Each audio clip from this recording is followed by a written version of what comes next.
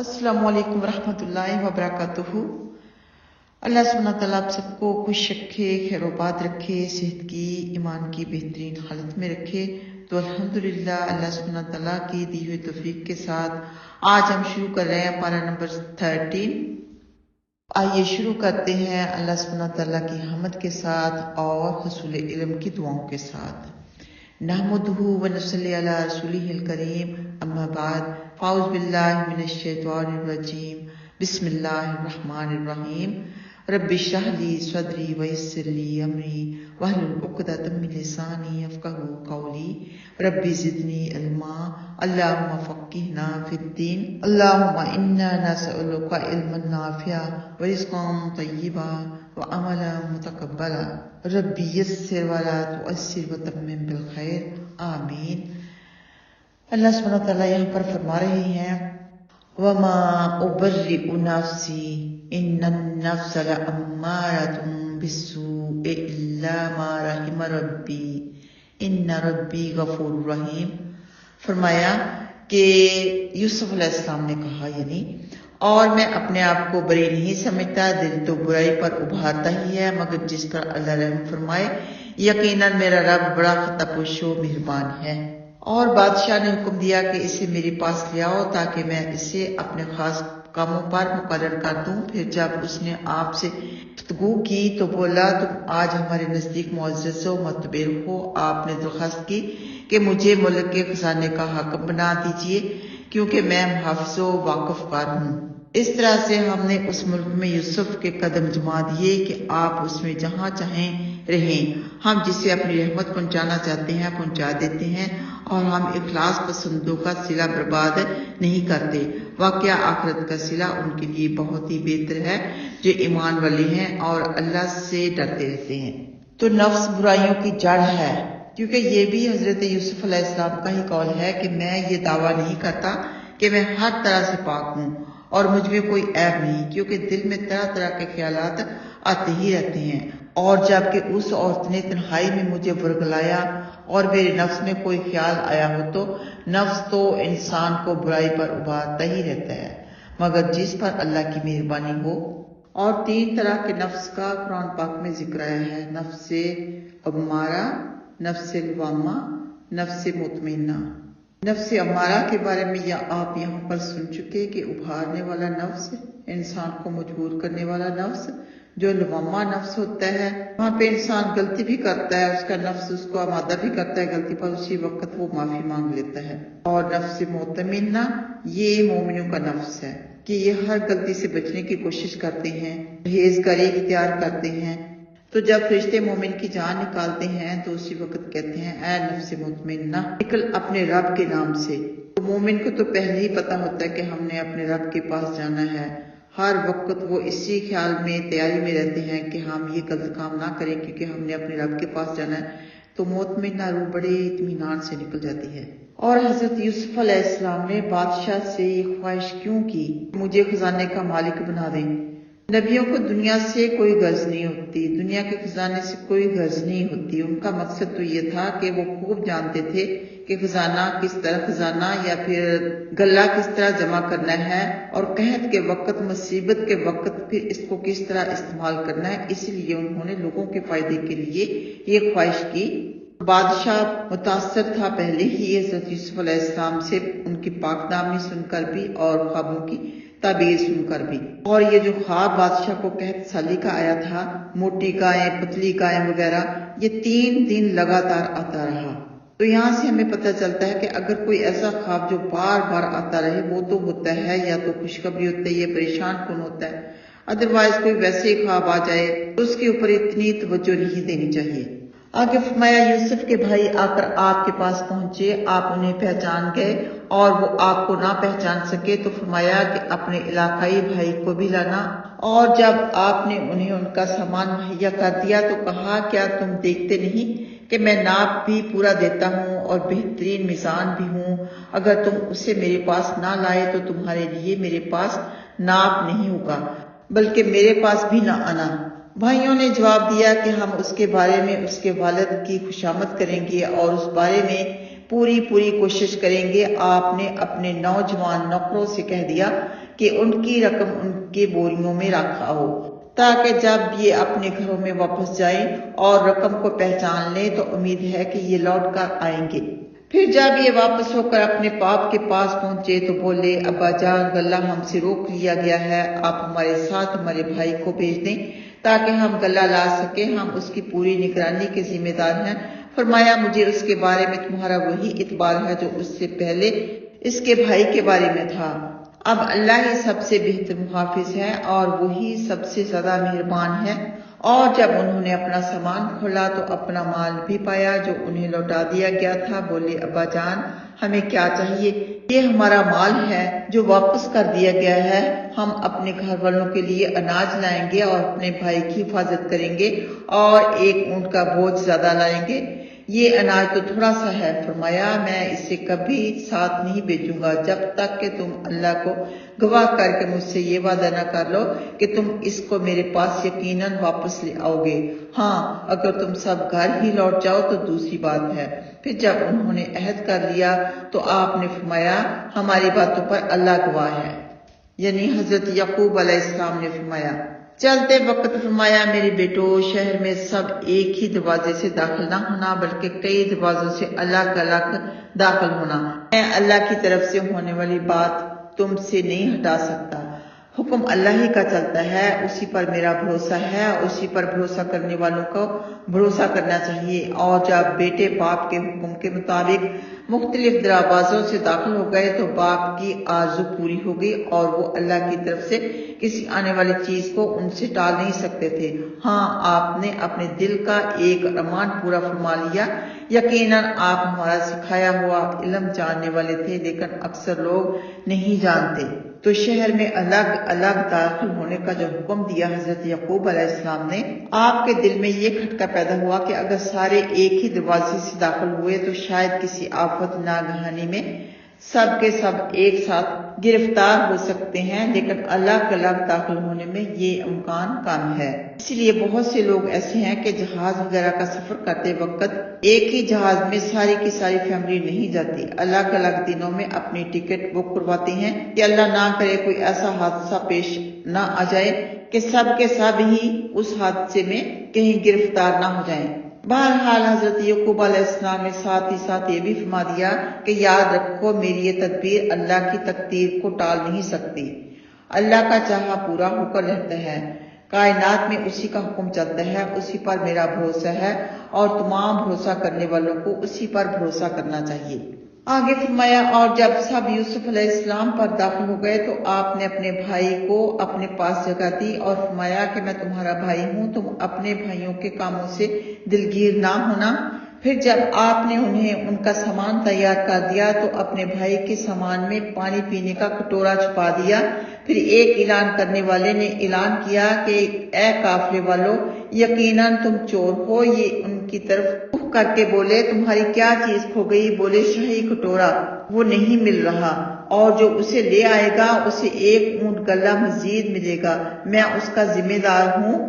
بولے، اللہ کی قسم، تمہیں خوب معلوم ہے کہ ہم اس ملک میں بدامنی پھیلانے کے لیے نہیں آئے اور ہم چور نہیں ہیں۔ جواب دیا گیا کہ اگر تم جھوٹے نکلے تو چور کو کیا سزا دی جائے؟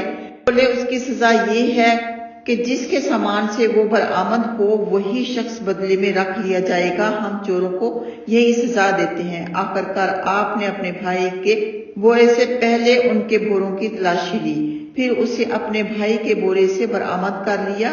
ہم نے اسی طرح یوسف کے لیے یہ تدبیر کی، شاہی قانون کی روح سے آپ اپنے بھائی کو نہیں لے سکتے تھے، مگر اللہ کی مشیت سے ہم جس کو چاہیں اسی کے درجے بلند کر دیں، اور ہر عالم کے اوپر ایک بڑا عالم ہے۔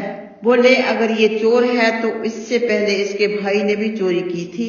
یوسف نے یہ بات اپنے دل ہی میں رکھی اور ان پر ظاہر ہونے نہیں دی۔ فرمایا، تم گرے ہوئے درجے کے ہو اور جو کچھ تم کہہ رہے ہو اسے اللہ ہی خوب جانتا ہے۔ بولے، اے عزیز، ان کے والد بہت بڑے ہیں، براہ کرم آپ ان کے بدلہ ہم میں سے کسی کو رکھ لیں، ہمیں آپ نیک معلوم ہوتے ہیں۔ فرمایا، اللہ کی پناہ کہ ہم اس کے سوا کسی دوسرے کو رکھ لیں کہ جس کے پاس ہم نے چیز پائی اس کے سوا کسی دوسرے کو نہیں رکھ سکتے، بلا شبہ اس صورت میں ہم بڑے بے انصاف مانے جائیں گے۔ تو حضرت یوسف علیہ السلام کے بھائی کا نام بنیامین تھا۔ انہیں تو حضرت یوسف علیہ السلام نے بتا دیا کہ میں تیرا بھائی ہوں، اور دونوں نے مل کر یہ تدبیر کی تاکہ حضرت یوسف علیہ السلام اپنے بھائی کو اپنے پاس رکھ سکیں۔ بھائیوں نے تبادلہ کی درخواست کی کہ ہم میں سے کسی اور کو رکھ لیں، تو کہنے لگے اب اگر میں مجرم کو چھوڑ کر کسی بے گناہ کو گرفتار کر لوں تو کتنا بڑا ظلم ہوگا، اللہ مجھے ظلم سے بچائے۔ آگے فرمایا پھر جب وہ اس طرف سے نا امید ہو گئے تو علیحدہ ہو کر مشورہ کرنے لگے۔ بڑے بھائی نے کہا کیا تمہیں خبر نہیں کہ تمہارے والد نے اللہ کو بیچ میں ڈال کر تم سے عہد لیا تھا، اور تم پہلے بھی یوسف کے سلسلے میں بڑا بھاری جرم کر چکے ہو۔ بھئی میں اس جگہ سے ہٹوں گا نہیں جب تک کہ والد مجھے اجازت نہ دے دیں یا اللہ اس بات کا فیصلہ نہ فرما دے۔ وہ بہترین فیصلہ کرنے والا ہے۔ والد کے پاس واپس جا کر ان سے کہو کہ ابا جان آپ کے فرزند نے چوری کی، ہم نے اپنے علم ہی کے مطابق عہد کیا تھا، ہم غیب کے محافظ نہ تھے۔ آپ اس بستی کے لوگوں سے جس میں ہم گئے تھے پوچھ لیں، اس قافلے سے بھی جس میں ہم آئے ہیں، اللہ گواہ ہے ہم بالکل سچے ہیں۔ فرمایا نہیں بلکہ تم نے اپنے دل سے ایک بات گھڑ لی ہے، لہٰذا اب صبر ہی ٹھیک ہے۔ مجھے امید ہے کہ اللہ سب کو میرے پاس پہنچا دے گا، وہ بڑے علم والا اور بڑی حکمت والا ہے۔ پھر آپ نے بیٹوں سے منہ پھیر کر صد آہ بھر کر کہا ہائے افسوس، اور آپ کی آنکھیں غم سے سفید ہو گئیں اور آپ صدمے سے گھٹے جا رہے تھے۔ بیٹے بولے اللہ کی قسم آپ تو یوسف کو یاد کرتے ہی رہتے ہیں جب تک بھول نہ جائیں یا ختم نہ ہو جائیں۔ فرمایا میں تو اپنے رنج و غم کی شکایت اللہ ہی سے کر رہا ہوں، اور مجھے اللہ کی جو باتیں معلوم ہیں وہ تمہیں نہیں معلوم۔ بیٹو جاؤ اور یوسف کو اور اس کے بھائی کو پوری طرح سے ڈھونڈو، اللہ کی رحمت سے امید نہ توڑو، دیکھو رب کی رحمت سے کافر ہی نا امید ہوتے ہیں۔ پھر جب برادران نے یوسف علیہ السلام کے پاس آئے تو بولے کہ اے عزیز، ہم ماں اپنے گھر والوں کے تکلیف میں مبتلا ہیں اور ہم یہ کھوٹی رقم لے کر آئے ہیں، براہ کرم آپ ہمیں پورا وزن دیجیے اور ہم پر صدقہ کیجیے، بلا شبہ اللہ صدقہ کرنے والوں کو صلہ دیتا ہے۔ یوسف نے فرمایا کچھ خبر بھی ہے کہ تم نے حالت جہالت میں یوسف کے اور اس کے بھائی کے ساتھ کیا کیا؟ بولے شاید آپ ہی یوسف ہیں۔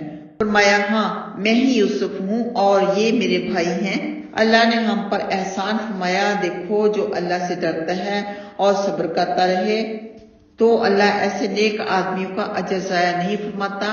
بولے اللہ کی قسم اللہ نے آپ کو ہم پر ترجیح دی ہے، واقعہ ہم ہی قصوروار ہیں۔ فرمایا آج تم پر کوئی الزام نہیں، اللہ تم کو معاف فرمائے گا، وہ سب سے زیادہ مہربان ہے۔ میری ایک قمیص لیتے جاؤ اور اسے ابا جان پر ڈال دو، ان کی بصارت لوٹ آئے گی، اور اپنے تمام گھر والوں کو میرے پاس لے آؤ۔ جب قافلہ نے مصر چھوڑا تو ان کے والد نے فرمایا میں یوسف کی خوشبو پا رہا ہوں، سٹھایا ہوا نہ سمجھو۔ بیٹے بولے اللہ کی قسم آپ تو اپنی اسی قدیم غلطی پر جمے ہوئے ہیں۔ تو دیکھیں کتنے صابر تھے، حضرت یوسف علیہ السلام کے بھائیوں کو معاف بھی کر دیا، وہاں کا امیر ہونے کے باوجود بھائیوں کو کچھ نہیں کہا، کوئی سزا نہیں دی، ان کو معاف کر دیا۔ اور یہ الفاظ کہ ابا جان کے منہ پر میرا کتا ڈال دو، اس کے بارے میں ہے کہ یوسف علیہ السلام بھائیوں سے فرما رہے ہیں کہ میرا یہ کتا لیتے جاؤ اور اس کو والد محترم کے منہ پر ڈال دو۔ بھائیوں نے حضرت یعقوب علیہ السلام کو خون آلود کرتا ہی لے جا کر دکھایا تھا کہ یوسف علیہ السلام کو بھیڑیا کھا گیا ہے۔ اس اندوہناک اور دل گداز صدمے سے آپ انتہائی لاغر و کمزور ہو گئے تھے اور روتے روتے بینائی بھی کھو بیٹھے تھے۔ آپ نے یہی کرتا دیا کہ یہ ان کے منہ پر ڈال دو، بینائی واپس آ جائے گی، اور اپنے تمام خاندان کو میرے پاس لے آؤ۔ اور یہ بھی معجزہ تھا جو کہ اللہ کے حکم سے ہوا، اللہ کی طرف سے وحی آئی تو انہوں نے اپنا کرتا دیا۔ پھر جب قافلہ مصر سے روانہ ہوا تو اللہ کے نبی نے اپنے ان بیٹوں سے جو آپ کے پاس تھے فرمایا مجھے اپنے پیارے یوسف کی خوشبو آ رہی ہے۔ حضرت یعقوب علیہ السلام نے کہا کہ مجھے اپنے بیٹے کی خوشبو آ رہی ہے، اور بیٹے ہمیشہ سے ہی اس بات کے جلسی تھے کہ حضرت یوسف علیہ السلام کو زیادہ پیار دیا جا رہا ہے۔ ان کی غلط فہمی تھی تو حضرت یعقوب علیہ السلام کی ان باتوں پر انہیں تکلیف ہوتی تھی، تو طرح کی باتیں جوابات کہہ دیتے تھے۔ یعنی حضرت یعقوب علیہ السلام کہ اللہ کے نبی تھے، تو کو یہ ہرگز لائق نہیں تھا کہ وہ اپنے باپ سے اس قسم کی سخت توہین آمیز باتیں کریں، اور نہ امت کو ذبح ہے کہ وہ کسی نبی سے اس قسم کی گستاخانہ باتیں کریں، نہ گھر والوں کو ذبح ہے، کوئی بیٹا ہے، کوئی بیوی ہے، کوئی بچیاں، کچھ بھی ہے۔ آگے فرمایا پھر جب بشارت سنانے والے نے آ کر آپ کے منہ پر وہ قمیص ڈال دی تو آپ کی بصارت لوٹ آئی۔ فرمایا کیا میں تم سے نہیں کہتا تھا کہ مجھے اللہ کی جانب سے وہ معلوم ہے جو تم کو معلوم نہیں؟ بیٹوں نے کہا ابا جان آپ ہمارے لیے ہمارے گناہوں کی معافی مانگیے، واقعہ ہم بڑے قصوروار ہیں۔ فرمایا ان قریب میں اپنے رب سے ضرور تمہارے لیے معافی مانگوں گا، یقیناً وہ بڑا ہی خطا پوش و مہربان ہے۔ پھر جب یہ سب یوسف علیہ السلام کے پاس پہنچ گئے تو آپ نے اپنے ماں باپ کو اپنے پاس بٹھایا اور فرمایا تم سب انشاءاللہ امن و سلامتی کے ساتھ مصر میں داخل ہو جاؤ، اور آپ نے اپنے باپ کو تخت پر اونچا بٹھا دیا اور سب آپ کے آگے سجدے میں گر پڑے، اور آپ نے فرمایا ابا جان یہ میرے پہلے زمانے کی خواب کی تعبیر ہے جس کو میرے رب نے آج سچا کر دکھایا ہے۔ اللہ نے مجھ پر بڑا احسان کیا جب اس نے مجھے قید خانے سے رہائی دی اور تم لوگوں کو اس فساد کے بعد جو شیطان نے مجھ میں اور میرے بھائیوں میں ڈال دیا تھا دیہات سے لے آیا۔ بلا شبہ میرا رب جو چاہتا ہے اس کی بہترین تدبیر کرتا ہے اور بڑے علم والا اور وہ بڑی حکمت والا ہے۔ اے رب تو نے مجھے ملک دیا اور خواب کی تعبیر بھی سکھائی۔ اے آسمان و زمین کے بنانے والے، دنیا اور آخرت میں میرا دوست ہے، مجھے اسلام پر موت دے اور نیکیوں میں شامل فرما۔ تو انہوں نے اسلام پر خاتمہ کی دعا کی۔ جبکہ حضرت یوسف علیہ السلام بچھڑے ہوئے ماں باپ، بھائی اور دیگر احباب سے مل گئے اور اللہ نے آپ کو نبوت و حکومت کے 2 جلیل الشان عہدوں پر متعین فرما دیا، تو آپ نے اپنے مقدس ہاتھ اٹھا کر دعا مانگی، جو کہ یہ پوری کی پوری آیت ہے کہ مجھے انبیاء کی رفاقت عطا فرما، ایمان پر میرا خاتمہ فرمانا۔ آگے فرمایا یہ غیب کی خبریں ہیں جو آپ پر وحی کر رہے ہیں، آپ ان کے پاس نہ تھے جب انہوں نے اپنی بات پر پکا ارادہ کر لیا تھا اور وہ تدبیریں سوچ رہے تھے، اگرچہ آپ لاکھ چاہیں مگر اکثر لوگ ایمان والے نہیں، اور آپ ان سے دینی تبلیغ پر کوئی مزدوری نہیں مانگتے۔ یہ تبلیغ تو تمام مخلوق کے لیے نصیحت ہی ہے، جیسے کہ پہلے بتایا جا چکا کہ تعظیمی سجدہ پہلے ہوتا تھا، لیکن پاک صلی اللہ علیہ وآلہ وسلم نے یہ تعظیمی سجدہ سے بھی منع کر دیا۔ آگے فرمایا اور آسمان و زمین میں بے شمار نشانیاں ہیں جن سے لوگ منہ پھیر کر گزر جاتے ہیں، اکثر اللہ سبحانہ تعالیٰ پر ایمان لانے کے باوجود بھی مشرک ہی ہیں۔ کیا یہ اس بات سے نڈر ہیں کہ ان پر اللہ کا کوئی عام عذاب آ جائے یا ان پر یکا یک قیامت ٹوٹ پڑے اور انہیں خبر بھی نہ ہو؟ آپ فرما دیں کہ یہی تو میری راہ ہے، میں اور میرے ماننے والے پورے یقین و اعتماد کے ساتھ اللہ کی دعوت دے رہے ہیں۔ اللہ پاک ہے اور میں شرک کرنے والوں میں سے نہیں ہوں، اور ہم نے آپ سے پہلے مرد و انسان ہی کو رسول بنا کر بھیجا جن پر ہم وحی بھیجتے تھے۔ کیا ان مشرکوں نے دنیا میں چل پھر کر یہ نہیں دیکھا کہ ان سے پہلوں کا کیسے عبرتناک انجام ہوا؟ واقعہ اللہ سے ڈرنے والوں کے لیے آخرت کا گھر بہت ہی بہتر ہے۔ کیا پھر بھی تم عقل سے کام نہیں لیتے؟ تاکہ جب پیغمبروں نے آس توڑ دی اور یہ گمان کر لیا کہ انہیں جھوٹا کہا گیا تو ان کے پاس ہماری امداد پہنچ گئی اور ہم نے جسے چاہا بچا لیا، اور ہمارا عذاب مجرموں سے ہٹایا نہیں جا سکتا۔ واقعہ ان کے واقعات میں عقل والوں کے لیے بڑی بھاری نصیحت ہے۔ یہ قرآن کوئی گھڑی ہوئی بات نہیں بلکہ یہ اپنے سے پہلی کتابوں کو سچا بتاتا ہے اور ہر چیز کو تفصیل سے بیان کرنے والا ہے، اور ایمان والوں کے لیے ہدایت و رحمت ہے۔ یعنی انبیاء کے قصوں میں، قوموں کے واقعات میں، مومنوں کے بچ جانے میں اور کافروں کے ہلاک ہونے میں ہوش والوں کے لیے بڑی بھاری نصیحت ہے۔ تو اس آخری رکوع میں اللہ سبحانہ تعالیٰ نے یہ بھی واضح کر دیا کہ ہر نبی مرد تھا، یعنی اللہ سبحانہ تعالیٰ نے دنیا والوں کو کی ہدایت کے لیے انسانوں میں سے ہی مرد کو رسول بنا کر مبعوث فرمایا، یعنی نہ تو فرشتے کو یہ منصب عطا کیا اور نہ ہی جن کو اور نہ عورتوں کو۔ بس جو عورتوں کی نبوت کے قائل ہیں وہ غلطی پر ہیں۔ یہاں پر اللہ سبحانہ تعالیٰ نے صاف فرما دیا مرد کو رسول بنا کر بھیجا، رجالن نوحی کہا، حضرت یوسف علیہ السلام کی داستان سٹوری، اس میں بہت سے اسباق ہمیں ملتے ہیں۔ اللہ سبحانہ تعالیٰ نے کھول کھول کر بڑی تفصیل کے ساتھ بیان کر دی، ان کی پاکیزگی کی جو گواہی دی ایک چھوٹے سے بیبی نے دی۔ الحمدللہ اللہ سبحانہ تعالیٰ کے فضل و کرم کے ساتھ ہماری سورہ یوسف مکمل ہوئی۔ اللہ سبحانہ تعالیٰ قبول فرمائے، غلطی کوتاہی معاف فرمائے۔ آگے ہے سورہ رعد، قرآن پاک کی ترتیب کے لحاظ سے 13ویں سورت ہے اور نزول کے لحاظ سے 96 یعنی 96 نمبر کی صورت ہے۔ بسم اللہ الرحمن الرحیم، شروع اللہ کے نام سے جو بہت ہی مہربان نہایت رحم والا ہے۔ الف لام را، تلک آیات الکتاب والذی انزل الیک من ربک الحق ولکن اکثر الناس لا یؤمنون۔ سورہ رعد مدینہ میں اتری، اس میں 43 آیتیں اور 6 رکوع ہیں۔ حروف مقطعات کے بعد فرمایا یہ قرآن کی آیتیں ہیں، جو کچھ آپ پر آپ کے رب کے پاس سے اترا جاتا ہے، جو کچھ آپ پر آپ کے رب کے پاس سے اتارا جا رہا ہے سب برحق ہے، لیکن اکثر لوگ یقین نہیں لاتے۔ اللہ ہی نے ستونوں کے بغیر آسمان بلند فرمائے جن کو تم دیکھ رہے ہو، پھر وہ عرش پر مستوی ہوا۔ اس نے سورج اور چاند کو اپنا متی بنا رکھا ہے، ہر ایک مقرر مدت پر گھوم رہا ہے۔ وہی تمام کاموں کا انتظام فرماتے ہیں اور وہی تفصیل کے ساتھ اپنی نشانیاں بیان فرما رہا ہے تاکہ تمہیں اپنے رب کی ملاقات کا یقین ہو جائے۔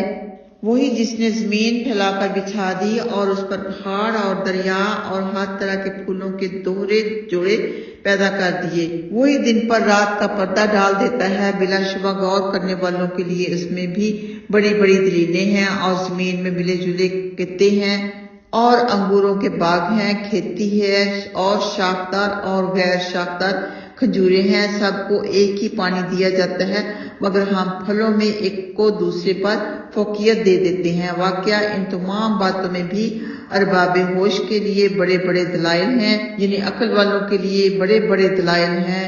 اللہ اکبر۔ ہر پھل کا ذائقہ مختلف ہوتا ہے، لیکن فرمایا پانی ہر ایک پھل کو، ہر ایک سبزی کو ایک ہی دیا جاتا ہے۔ اگر آپ کو تعجب ہو تو ان کی یہ بات تعجب ہی کے لائق ہے کہ جب ہم مٹی بن جائیں گے تو کیا ہم واقعہ ایک نئی پیدائش میں منتقل ہوں گے؟ انہی لوگوں نے اپنے رب کو نہیں مانا، انہی کی گردنوں میں توق ہوں گے اور یہی جہنمی ہے جہاں یہ ہمیشہ ہمیشہ رہیں گے۔ یہ آپ سے عافیت سے پہلے ہی عذاب کی جلدی مچا رہے ہیں، حالانکہ ان سے پہلے عذابوں کی بہت سی مثالیں گزر چکی ہیں۔ یقیناً آپ کا رب لوگوں کی نالائق حرکات کے باوجود بھی ان کے حق میں بڑی بخشش والا ہے، اور واقعہ آپ کا رب سخت عذاب والا بھی ہے۔ کافر کہتے ہیں کہ اس پر اس کے رب کے پاس سے کوئی نشانی کیوں نہیں اتاری گئی؟ آپ تو صرف آگاہ کر دینے والے ہیں اور ہر قوم کے لیے ایک رہنما ہے۔ اللہ ہی اس بچہ کو جانتا ہے جو ہر مادہ اپنے پیٹ میں رکھتی ہے، اور پیٹ کا گھٹنا بڑھنا بھی اسی کو معلوم ہے۔ اس کے پاس ہر چیز کا ایک اندازہ ہے، وہ چھپی کھلی باتوں کو جاننے والا ہے اور سب سے بڑا اور بلند شان والا ہے۔ اس کے آگے چپکے باتیں کرنے والے اور زور زور سے بولنے والے اور رات میں چھپے ہوئے اور دن میں چلنے والے سب برابر ہیں۔ انسان کے آگے پیچھے یکے بعد دیگرے آنے والے اس کے پہرے دار مقرر ہیں جو اللہ کے حکم سے اس کی حفاظت کرتے ہیں۔ یاد رکھو اللہ کسی قوم کی حالت نہیں بدلتا جب تک خود قوم اپنی حالت جو ان کے دلوں میں ہے نہ بدل ڈالے، اور جب اللہ کسی قوم پر برائی کا ارادہ کر لیتا ہے پھر وہ تو بدلتا نہیں، اور اس کے سوا لوگوں کا کوئی بھی کارساز نہیں۔ وہی ہے جو تم کو بجلی ڈرانے اور امید بندھانے کے لیے دکھاتا ہے اور بوجھ والے بادل اٹھاتا ہے، اور گرج بھی اس کی پاکی اور بڑائی بیان کرتی ہے، اور اس کے خوف سے فرشتے بھی۔ وہی آسمان سے بجلیاں گراتا ہے، پھر جس پر چاہے گرا دیتا ہے۔ کافر اللہ کے بارے میں جھگڑا کر رہے ہیں اور وہ بڑی زبردست قوت والا ہے۔ آسمان و زمین کی تمام مخلوق اللہ کے آگے خوشی سے یا بادل ناخواستہ سجدہ کر رہی ہے، اور صبح شام اس کے سائے بھی۔ یہاں پر سجدہ تلاوت آ جاتا ہے، تو آئیے پہلے ہم سجدہ تلاوت کرتے ہیں۔ آپ پوچھیں کہ آسمان و زمین کا رب کون ہے؟ آپ ہی یہ جواب دیں کہ اللہ ہے۔ آپ فرما دیں क्या तुम फिर भी उसे छोड़कर गैरों को हमायती बना बैठे हो जो अपनी जात के नफा नुकसान पर भी कादिर नहीं। आप फरमा दें, क्या बीना और नाबीना बराबर हो सकते हैं, या क्या अंधेरा और उजाला बराबर हो सकता है? क्या ये मुशरिक जिनको अल्लाह का शरीक कह रहे हैं, उन्होंने भी अल्लाह जैसी कोई मखलूक बनाई है कि उनकी निगाह में मखलूक में शुबा हो गया हो? आप फरमा दें कि अल्लाह ही हर चीज का खालिक है और वही यकता और भारी गलबा वाला है। उसी ने आसमान से मींह बरसाया, फिर अपनी अपनी गुंजाइश के मुताबिक नदी नाले जारी हो गए, फिर सैलाब ने ऊपर तैरने वाले झाग को उठा लिए और जेवर या सामान बनाने के लिए जो आग में डालकर तपाते हैं उसी में भी इस तरह के झाग उठते हैं। अल्लाह इसी तरह सही और गलत की मिसाल बयान फरमाता है, लेकिन झाग तो नकारा बनकर खत्म हो जाते हैं, लेकिन जो चीज लोगों के लिए कारआमद है वो तह में बैठ जाती है। अल्लाह इसी तरह मिसालें बयान फरमाता है। कितनी प्यारी अल्लाह सुब्हानहू तआला ने मिसाल फरमाई। और इस आयत से ये भी पता चल गया कि जेवर सोना किस तरह बनता है। आगे फरमाया, अपने रब का हुक्म मानने वालों के लिए भलाई है, और जिन्होंने रब की बात नहीं मानी, अगर उनकी मिल्कियत में दुनिया की सारी दौलत हो और उस पर और भी हो तो सारी दौलत अपनी जान छुड़ाने के लिए देने के आरज़ूमंद हों, ऐसों ही का बुरा हिसाब होगा और उनका ठिकाना जहन्नम है जो बदतरीन जगह है। आयत के आखिर में अल्लाह सुब्हानहू तआला ने नेक बख्तों और बदबख्तों के अंजाम का बयान फरमाया है कि जिसने अल्लाह की और उसके रसूल सल्लल्लाहु अलैहि वसल्लम की बात मानी, ताकि हुक्म की तामील की और उसकी गुजरी हुई और आने वाली खबरें सच्ची मान ली, उन्हें दिल खुशकुन बदला मिलेगा। लेकिन जिन्होंने नाफरमानियां की, अल्लाह की आयत का इनकार किया, नबियों का इनकार किया, उनके लिए क्या है? जहन्नम, हमेशा की जहन्नम, बुरी जगह। आगे फरमाया, क्या फिर वो शख्स जिसको ये मालूम हो कि आपके ऊपर आपके रब की जानब से जो कुछ उतारा गया है वो बरहक है, एक अंधे शख्स की तरह हो सकता है? नसीहत अक्ल वाले ही मानते हैं जो अल्लाह का अहद पूरा करते हैं और आपका अहद तोड़ते नहीं और उन चीजों को जोड़ते हैं जिनके जोड़े जाने का उन्हें अल्लाह ने हुक्म दिया है, और अपने रब से डरते हैं और बुरे हिसाब से खिटकते हैं।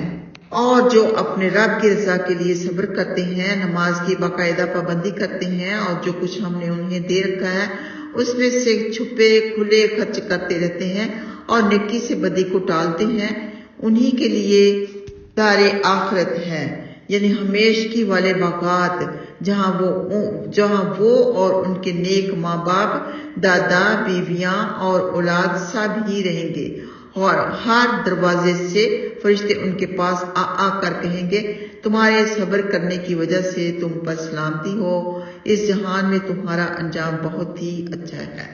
यहाँ पर जन्नत का नक्शा बता दिया, वहाँ के इनामात बता दिए, और ये सब किसके लिए होगा?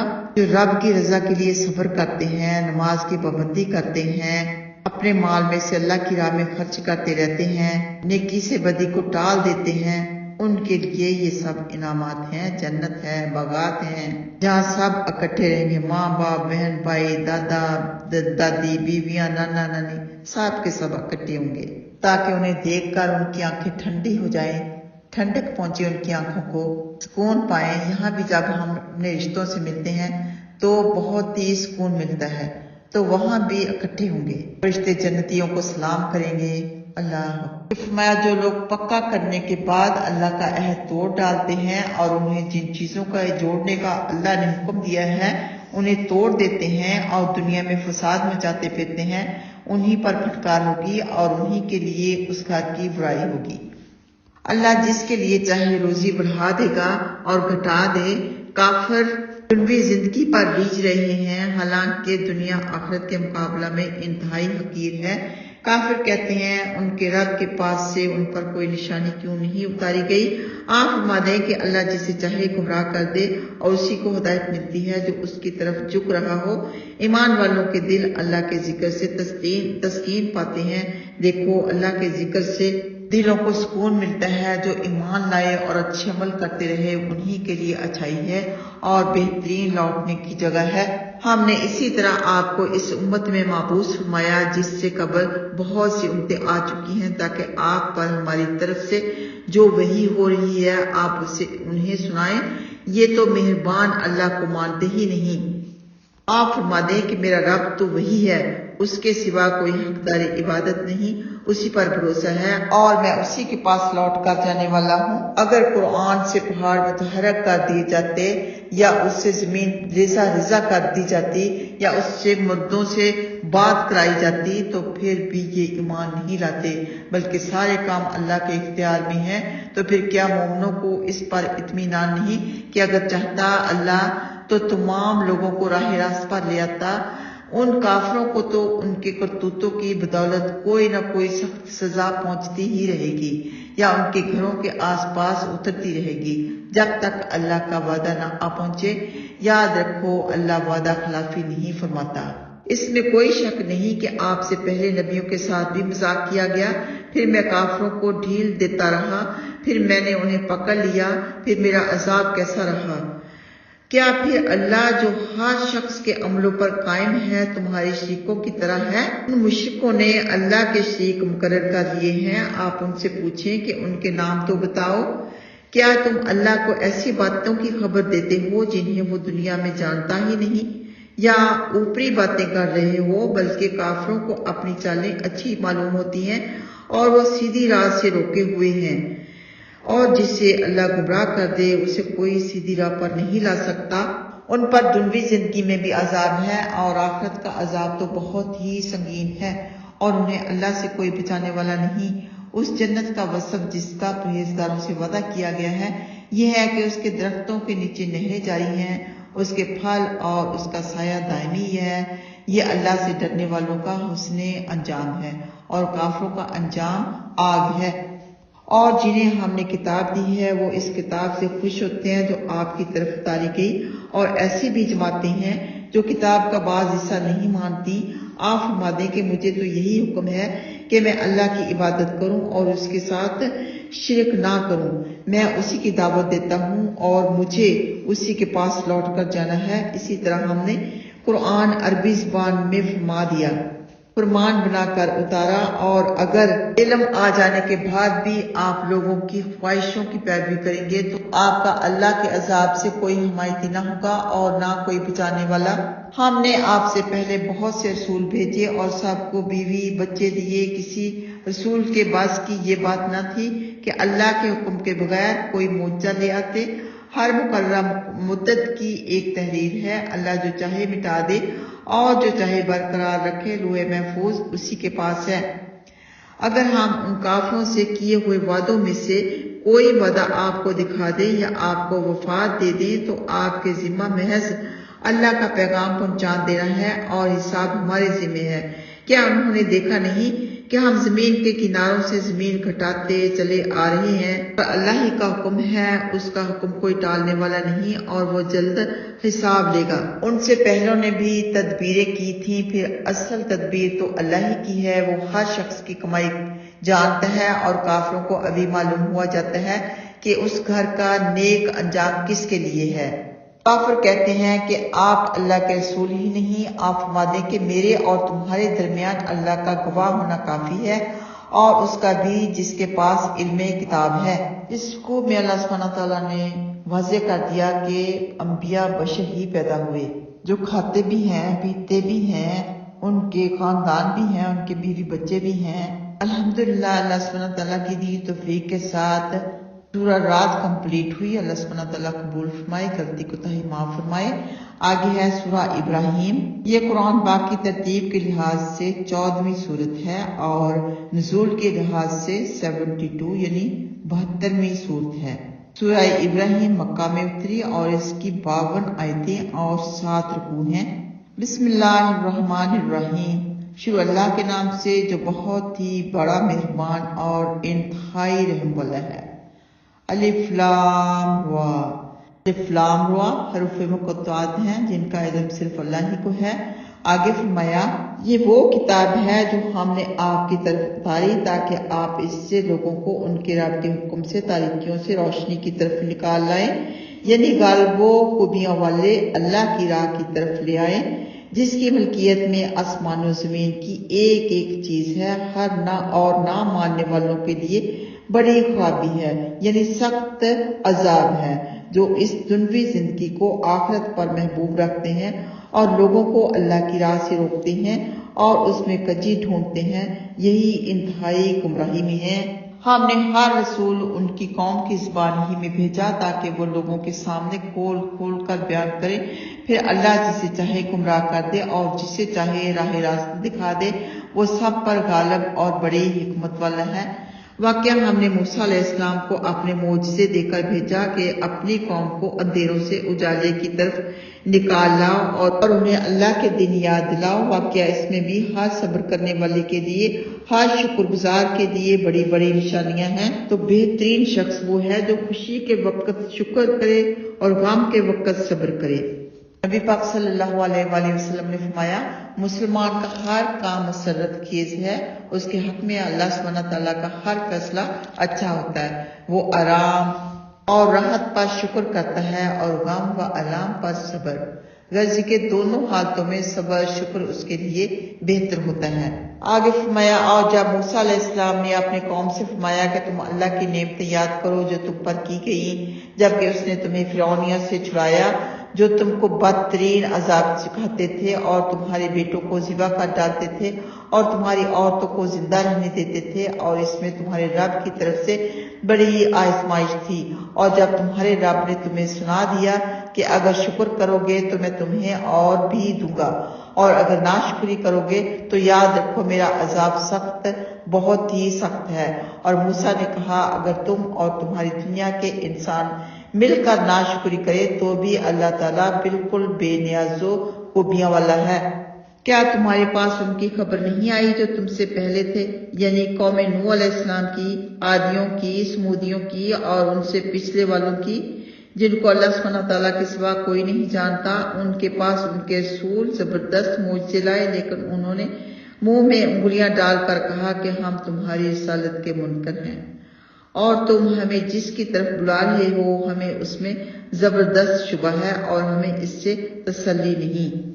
تو یہاں پر رسولوں کو جھٹلانے والوں والی قوموں کا بیان ہے جن کو تباہ کر دیا گیا اور جن کی تعداد اللہ کے سوا کسی کو معلوم نہیں۔ رسول ان کے پاس اللہ کی توحید کا پیغام لے کر آئے، انہیں دین کی ہدایت دینے کے لیے آئے، مگر انہوں نے رسولوں کو جھٹلا دیا۔ آخرکار اللہ سبحانہ تعالیٰ کے عذاب نے ایک کو بھی نہیں چھوڑا۔ آگے فرمایا، ان کے رسولوں نے کہا، کیا تمہیں اللہ میں جو آسمان و زمین کا پیدا کرنے والا ہے شک ہے؟ وہ تم کو تمہارے گناہ معاف کرنے کے لیے ایک اور مقررہ مدت تک مہلت دینے کے لیے بلا رہا ہے۔ بولے، تم تو ہماری طرح کے بشر ہی ہو اور تم ہمارے باپ دادا کے معبودوں سے ہمیں روکنا چاہتے ہو؟ اچھا تو ہمارے سامنے کوئی روشن دلیل لاؤ۔ ان کے رسولوں نے جواب دیا، بے شک ہم تمہاری طرح بشر ہی ہیں، لیکن اللہ اپنے بندوں میں سے جس پر چاہتا ہے اپنا فضل فرماتا ہے۔ اللہ کے حکم کے بغیر معجزہ دکھانا ہمارے بس کا نہیں، اور ایمان والوں کو اللہ ہی پر بھروسہ رکھنا چاہیے۔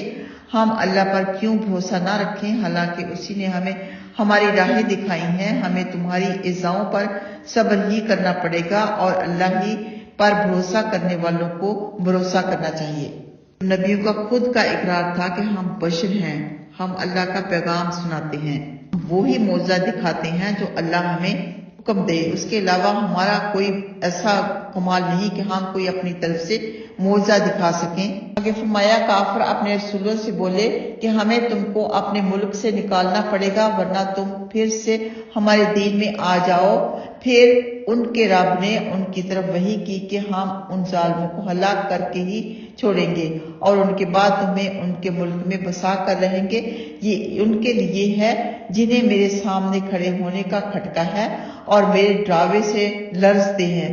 وہ فیصلہ چاہنے لگے اور سرکش و ضدی ناکام ہوا۔ اس کے پیچھے جہنم ہے جہاں اسے پیپ والا پانی پلایا جائے گا جسے وہ گھونٹ گھونٹ کر کے مشکل سے اتارے گا، پھر بھی حلق سے نیچے نہ اترے گا اور اسے ہر طرف سے موت ہی موت آتی دکھائی دے گی، حالانکہ اب موت آنے والی نہیں اور اس کے پیچھے بھی بھاری عذاب ہے۔ اللہم لا تجعلنا منہم۔ یعنی ان کا گلا اتنا خشک ہو چکا ہوگا، اتنی پیاس لگی ہوگی کہ پیے بغیر رہیں گے بھی نہیں، اور جب پیئیں گے تو حلق سے اترے گا بھی نہیں۔ آگے فرمایا ان کی مثال جنہوں نے اپنے رب کو نہیں مانا یہ ہے کہ ان کے عمل اس راہ کی طرح ہے جس پر آندھی والے دن تیز و تند ہوا چلی ہو، یہ اپنی ذرا سی کمائی سے بھی فائدہ نہ اٹھا سکیں گے، یہی تو دور والی گمراہی ہے۔ کیا تم نے نہیں دیکھا کہ اللہ نے آسمان و زمین سنجیدگی سے بنائے، اگر وہ چاہے تو تمہیں لے جائے اور ایک نئی مخلوق لے آئے، اور یہ اللہ کے لیے کوئی مشکل کام نہیں، اور سارے اللہ کے آگے پیش ہوں گے، پھر کمزور سرپھروں سے کہیں گے کہ ہم تمہارے پیچھے تھے، پھر کیا تم ہم سے کچھ اللہ کا عذاب ہٹا سکتے ہو؟ یہ جواب دیں گے کہ اگر ہماری رہنمائی فرماتا اللہ تعالیٰ تو ہم بھی یقیناً تمہاری رہنمائی کرتے۔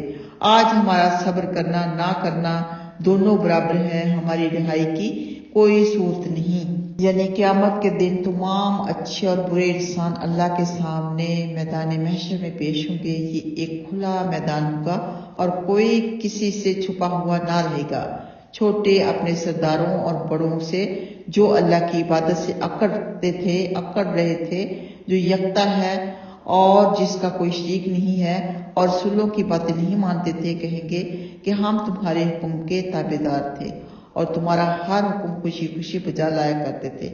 پھر کیا آج تم ہم سے اللہ کا تھوڑا سا عذاب ڈال سکتے ہو، جیسا کہ تم ہم سے وعدہ کیا کرتے تھے اور ہمیں امیدیں دلایا کرتے تھے؟ سردار جواب دیں گے کہ اگر اللہ ہمیں ہدایت فرماتا تو آج ہم تمہارے کام ضرور آتے، لیکن ہم پر ہمارے رب کی بات واجب ہو چکی، تم میں اور تم میں اللہ کی تقدیر پہل کر چکی ہے، اور کافروں پر عذاب کی بات ثابت ہو چکی ہے، اب عذاب سے چھٹکارا ناممکن ہے۔ اللہم اجرنا من النار۔ کہ فرمایا آج اب تمام جھگڑے طے ہو چکیں گے تو شیطان کہے گا کہ اللہ نے تو تم سے سچا وعدہ فرمایا تھا، اور میں نے تم سے جو وعدے کیے تھے وہ جھوٹے تھے، میرا تم پر کچھ زور نہ تھا، ہاں میں نے تم کو بلایا ضرور تھا، تم نے میری بات مان لی، اس لیے مجھے الزام نہ دو بلکہ اپنے آپ کو الزام دو۔ آج نہ میں تمہارا فریاد رس ہوں اور نہ تم میرے فریاد رس ہو، میں تو مانتا ہی نہیں کہ تم مجھے اللہ کا شریک ٹھہراتے تھے۔ واقعہ ظالموں کے لیے بڑا ہی دردناک عذاب ہے، اور ایمان والے اور نیک عمل کرنے والے اپنے رب کے حکم سے ان جنتوں میں لے جائے جائیں گے جن میں نہریں جاری ہیں، جہاں یہ اپنے رب کے حکم سے ہمیشہ ہمیشہ رہیں گے، اس میں ان کی دعا سلام ہوگی، یعنی ہمیشہ سلامت رہو۔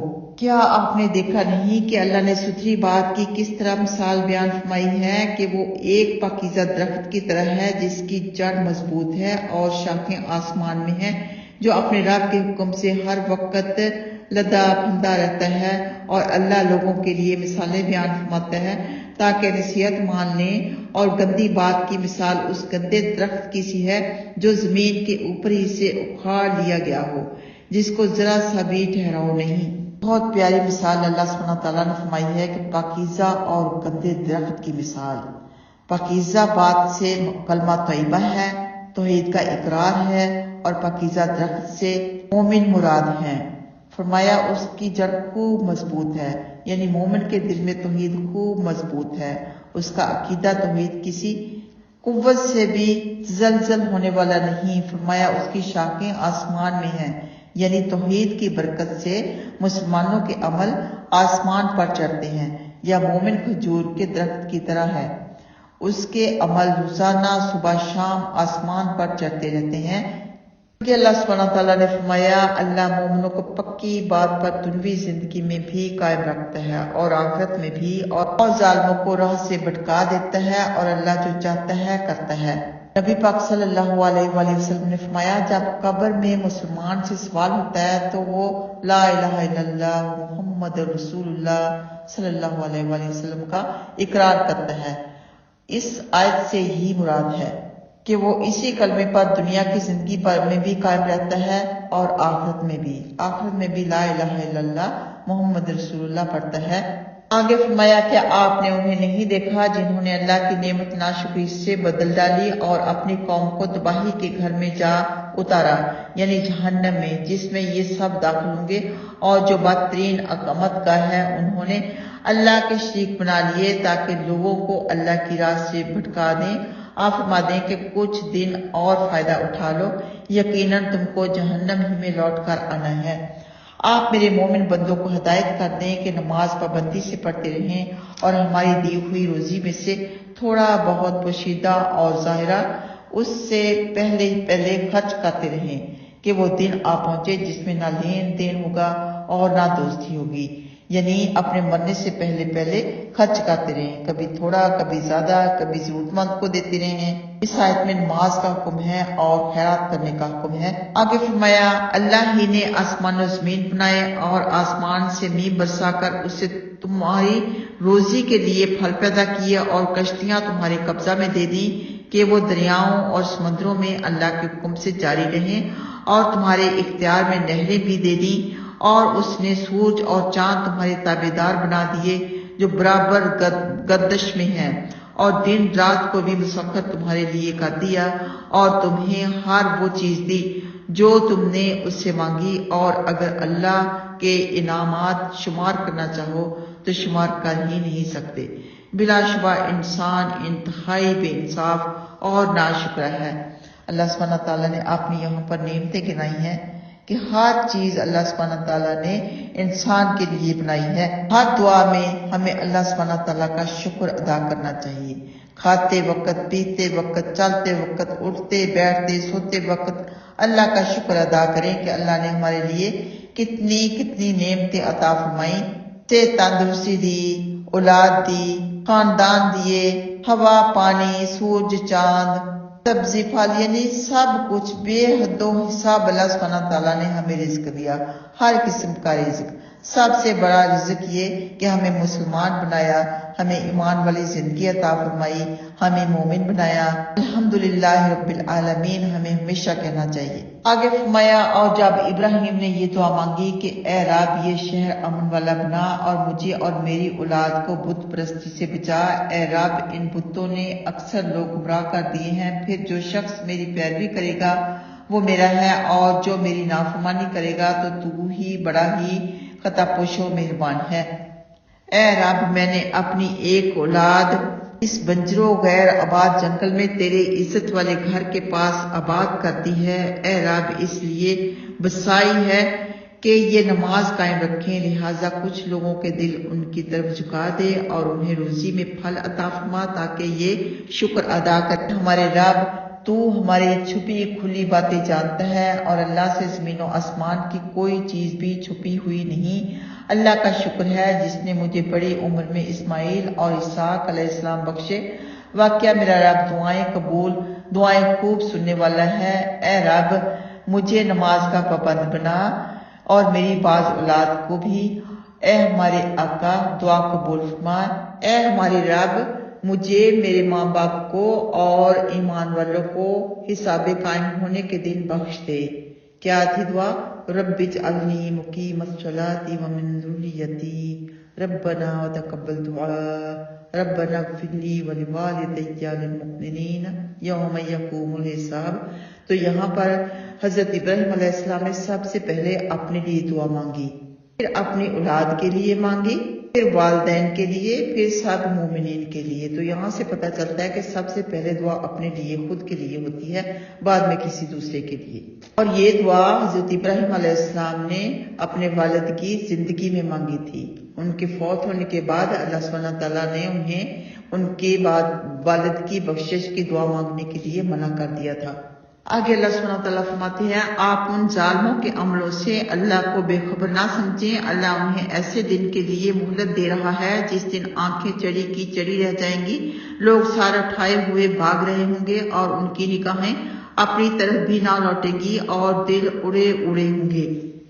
آپ لوگوں کو اس دن سے ڈرائیں جس دن ان پر عذاب آ دھمکے گا، پھر یہ ظالم کہیں گے کہ اے ہمارے رب ہمیں قریب والی مدت تک ہی مہلت عطا فرما، ہم تیری دعوت قبول کر لیں گے اور رسولوں کی تابعداری کریں گے۔ کیا تم قسمیں کھا کر نہیں کہا کرتے تھے کہ تمہارے لیے فنا ہی نہیں؟ اور کیا تم ظالموں کے گھروں میں نہیں رہتے تھے؟ اور کیا تم پر یہ بات ظاہر نہیں ہوئی تھی کہ ہم نے ان کے ساتھ کیسا معاملہ کیا تھا، اور ہم نے تمہارے لیے مثالیں بیان کر دی تھیں، یہ اپنی تدبیریں سوچ رہے ہیں اور اللہ کو ان کی چالوں کا علم ہے۔ سچ مچ ان کی چالیں ایسی ہیں کہ پہاڑ بھی اپنی جگہ سے ہٹ جائیں۔ زبردست قسم کی چالیں ہیں، اللہ کی تدبیر، اللہ کی چال ان سے بڑھ کر ہے۔ آگے فرمایا تم اللہ کے بارے میں یہ خیال کبھی نہ کرنا کہ وہ اپنے رسولوں سے وعدہ خلافی کرے گا۔ یاد رکھو اللہ سب پر غالب ہے اور انتقام لینے والا ہے۔ جس دن اس زمین سے دوسری زمین بدل دی جائے گی اور آسمان بھی اور سب ایک میدان میں یکتا اور غلبہ پانے والے کے سامنے ہوں گے، اس دن تم مجرموں کو زنجیروں میں ملے جلے جکڑے ہوئے دیکھو گے۔ ان کے کرتے گندک کے ہوں گے اور چہروں پر آگ کا نقاب ہوگا۔ یہ اس واسطے کہ اللہ ہر شخص کو اس کی کمائی کا بدلہ دے دے گا۔ یاد رکھو کہ اللہ تعالیٰ جلدی حساب لینے والا ہے۔ یہ لوگوں کے لیے احکام کا پہنچا دینا ہے تاکہ اس سے لوگوں کو جگا دیا جائے اور تاکہ انہیں یقین ہو جائے کہ وہ ایک ہی معبود ہے، اور تاکہ ارباب ہوش نصیحت مان لیں، یعنی عقل والے نصیحت مان لیں۔ تو محشر میں کئی مجرم ایک ساتھ بندھے ہوں گے، جس دن نئی زمین اور نیا آسمان ہوگا اور تمام مخلوق اللہ کے سامنے محشر میں جمع ہوگی۔ اس دن آپ ان مجرموں میں سے جنہوں نے دنیا میں کفر و شرک پھیلا کر فساد برپا کر رکھا تھا کئی شخصوں کو اور ہم جنس کنبہ والوں کو زنجیروں میں جکڑا ہوا دیکھیں گے۔ ظالموں کو اور ان کے جوڑ کے دیگر مجرموں کو اکٹھا کرے گا۔ وہ ظالم زنجیروں میں جکڑے ہوئے ہوں گے۔ مایا نوحہ کرنے والی اگر بے توبہ کے مر گئی تو جنت و دوزخ کے بیچوں بیچ کھڑی کی جائے گی۔ اس کا لباس گندک کا ہوگا اور اس کے چہرے پر آگ کے پردے ہوں گے۔ الحمدللہ، اللہ سبحانہ تعالیٰ کے فضل و کرم کے ساتھ ہماری سورہ ابراہیم مکمل ہوئی۔ اللہ سبحانہ تعالیٰ قبول فرمائے، غلطی کوتاہی معاف فرمائے۔ آگے نیکسٹ ہے سورۃ الحجر۔ یہ ترتیب کے لحاظ سے 15ویں سورت اور نزول کے لحاظ سے 92 یعنی 92 والی 92 سورت ہے۔ یہ سورہ مکی ہے اور اس میں 99 آیات اور 6 رکوع ہیں۔ بسم اللہ الرحمن الرحیم۔ بسم اللہ الرحمن الرحیم، شروع اللہ کے نام سے جو بہت ہی بڑا مہربان ہے، رحم والا ہے۔ الف لام را، تلک آیات الکتاب و قرآن مبین۔ الف لام را حروف مقطعات ہیں، اس کے معنی صرف اللہ ہی کو معلوم ہے۔ یہ اس کتاب کی اور روشن قرآن کی آیات ہیں کہ قرآن نہایت آسان ہے۔ پھر فرمائے یہ اس کتاب کی آیتیں ہیں جسے اللہ کے کلام ہونے کا فخر حاصل ہے، اور جسے قرآن کہا جاتا ہے، جو نہایت روشن ہے اور آسانی سے ہر شخص کی سمجھ میں آ جاتا ہے۔ اس کی عبادت میں کوئی الجھن، کوئی پیچیدگی اور کوئی ابہام نہیں۔ ان پڑھ سے ان پڑھ بھی اسے آسانی سے سمجھ سکتا ہے، لیکن اگر وہ غور و فکر کرے تو۔ الحمدللہ، اللہ سبحانہ تعالیٰ کے فضل و کرم کے ساتھ ہمارا پارہ نمبر 13 مکمل ہوا۔ اللہ سبحانہ تعالیٰ قبول فرمائے، غلطی کوتاہی معاف فرمائے، عمل کی توفیق عطا فرمائے، صحیح طرح سے سمجھنے کی، غور و فکر کی توفیق عطا فرمائے۔ انشاءاللہ تعالیٰ اس کے بعد ہوگا پارہ نمبر 14۔ تب تک کے لیے آپ انتظار کیجیے۔ جزاکم اللہ خیرا۔ السلام علیکم ورحمۃ اللہ وبرکاتہ۔